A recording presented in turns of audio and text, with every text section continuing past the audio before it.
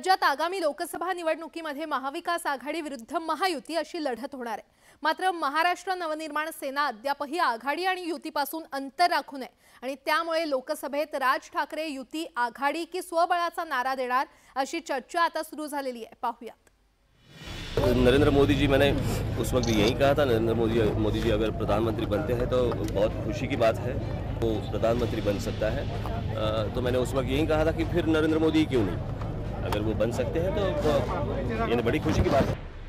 जवळपास 13 वर्षांपूर्वी राज ठाकरेंनी गुजरात दौऱ्यादरम्यान हे वक्तव्य केलं होतं। आता आगामी लोकसभा निवडणुकीच्या पार्श्वभूमीवर भावी पंतप्रधानांविषयी हे वक्तव्य केलंय।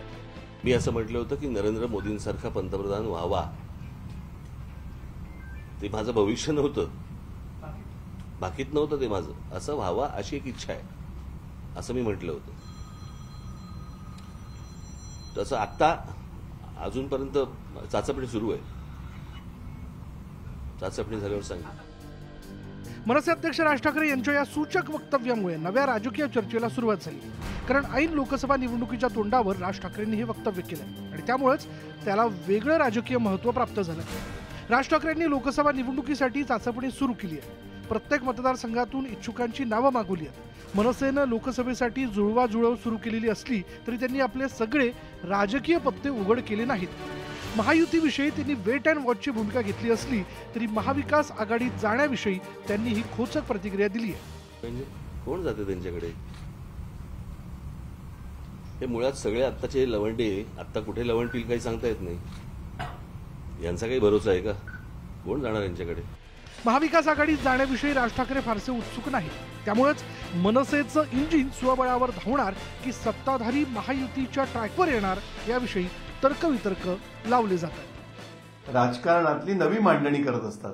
मला पूर्ण खात्री आहे ते जशा प्रकारे तयारी करतील, चाचपणी करतील आणि ते जर प्रामाणिकपणे चाचपणी करतील तर जसं देशातल्या 125 करोड जनतेला हे कळून चुकलंय की देशाचं भलं हे मोदीजींच्याच नेतृत्वामध्ये आहे, तसंच माननीय राजसाहेब ठाकरे यांना वाटेल।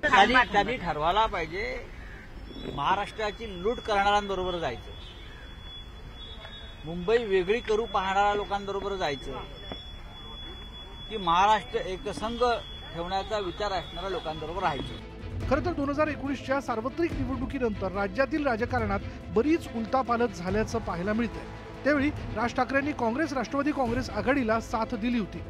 राज ठाकरेंनी लाव रे तो व्हिडिओच्या माध्यमातून प्रचार करत भाजप शिवसेनेला जेरीस आणलं होतं। 2019च्या विधानसभा निवडणूक निकालानंतर राज्यातील राजकीय समीकरण बदलली आहेत। शिवसेना भाजप युती तुटली आणि राज्यात महाविकास आघाडी उदयास आली। मात्र त्यानंतर राज ठाकरे काँग्रेस आघाडीपासून दूर होत गेले असं नाही, तर त्यांनी महाविकास आघाडी विरोधात मोर्चा उघडला होता। मशिदीवरील भोंग्यांवरून त्यांनी ठाकरे सरकारची कोंडी केली होती। दरम्यानच्या काळात राज्यातील भाजप नेत्यांनी राज ठाकरेंच्या शिवतीर्थावर पायधूळ झाडल्यामुळे भाजप मनसे संभाव्य युतीची चर्चा राजकारणात रंगली होती, पण शिवसेनेतील शिंदेंच्या बंडामुळे त्यावर विरजण पडलं। दरम्यानच्या काळात अजित पवार ही महायुतीत सहभागी झाले, मात्र भाजपची ही राजकीय खेळी राज ठाकरेंना फारशी रुचली नव्हती। त्याविषयी त्यांनी उघड नाराजी व्यक्त केली होती। पण नुकतंच टोलच्या मुद्द्यावरून राज ठाकरेंनी आक्रमक पवित्रा घेतला होता, त्यामुळे शिंदे सरकार विरोधात राज ठाकरेंनी मैदानात उतरण्याचं चित्र पाहायला मिळालं होतं। पण आता लोकसभा निवडणुकीत मनसेचं इंजिन कोणत्या दिशेनं धावणार यावरून चर्चेला उधाण आलंय। Bureau report, news 18 Lokmat.